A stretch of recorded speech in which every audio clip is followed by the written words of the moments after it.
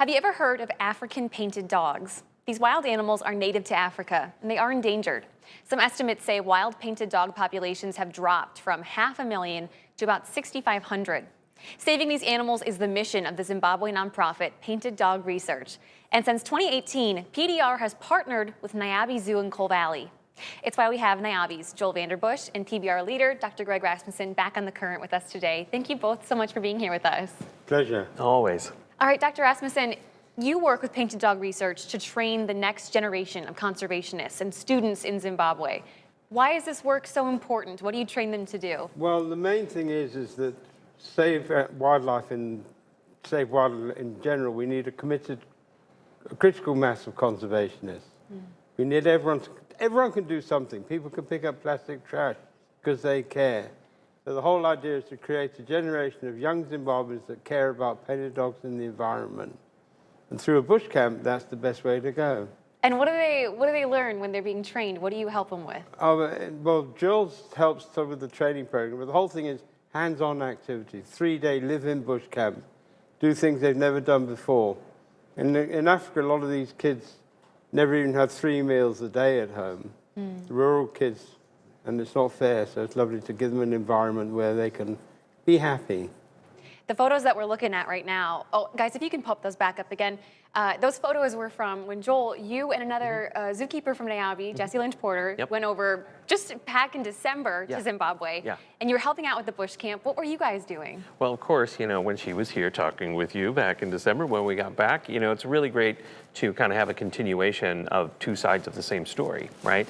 And in that, of course, Jesse, as a zookeeper, a carnivore keeper, was able to participate in some field research on painted dogs and any of the other animals that we could track using those camera traps. And then my main goal was to, as Dr. Rasmussen said, to help train new conservation educators there. Because, when we started working in Africa with them back in 2023, they really only had 1 conservation educator. And then I went there to do some training where we trained 3 more. And then as the bush camps have expanded to going from once a month to now twice a month, they were like, we need more people. And so we made the arrangements to go over, and we trained 9 more staff members for a total of 13 conservation educators there, so that they have that flexibility to always have those bush camps fully staffed. And we provided some uniforms and all kinds of great things over there. So they're really feeling a major team focus to represent Painted Dog Research and to be able to educate their community for those that, as Dr. Greg said, just don't have the opportunity usually. Yeah, and I want to talk about those painted dogs. Oh, they're just the best. Yeah, what do you love about them? Well, apart from the fact that they're big ears and everything else, but the main thing about them is their social system. They're the only species on the planet there's no fighting. No fighting for territories, no fighting for leadership. No fighting among the pack. I spoke to a group of kids a lot long ago. I said, can you imagine a day where you didn't all fight? And they said, no. And painted dogs do a whole pack of them. And they do it by greeting each other. Every single day when one wakes up, all the others greet each other. Imagine the number of greetings when there's 20 dogs, 20 plus 19 dogs, 150 greetings. Hello, hello, hello.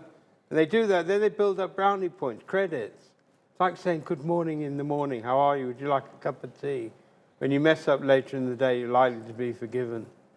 Well, I'm thinking back to when you guys both came on the current last year, and we were talking about how Niabi had helped raise money when it came to these bush camps for this big jackhammer that was needed to help expand the bush camps. Here we are a year later. What are you fundraising for now? The bush camp. Yeah, we're still kind of Running working toward that because last year, of course, with that big compressor to run those jackhammers, we did get it. But now we had to finish getting some parts in for that. So they've just come in. We actually just heard that they're all there now. And so it's really the finishing touches of breaking through some major rocks in order to put in, I know it's not attractive, but a toilet block and showers, right? But it's essential. It is. It like is. all the Very housing, essential. all the housing is built for the kids. The dining hall is built for them. A performance stage is built for them. But if you can't go to the bathroom, Right. it's kind of hard. So, so that's the final piece. And then, once we finish that off, because we're coming to the end of Dr. Greg's tour. He's been, here in the U.S. since the end of January. He's got about 2 more weeks to go, where he finishes up here in Illinois and then down to Florida for one event, and then he's done. Wow. And so it's been pretty successful. But we here in Illinois, we want to represent. So Absolutely. we want to support it. It can always be more successful. That's right. Seriously. And you know what? We will talk about an event coming up in just a few days where you guys at home can help support these guys in their missions and the painted dogs and the kids in Zimbabwe. And we'll tell you how when The Current continues right after this.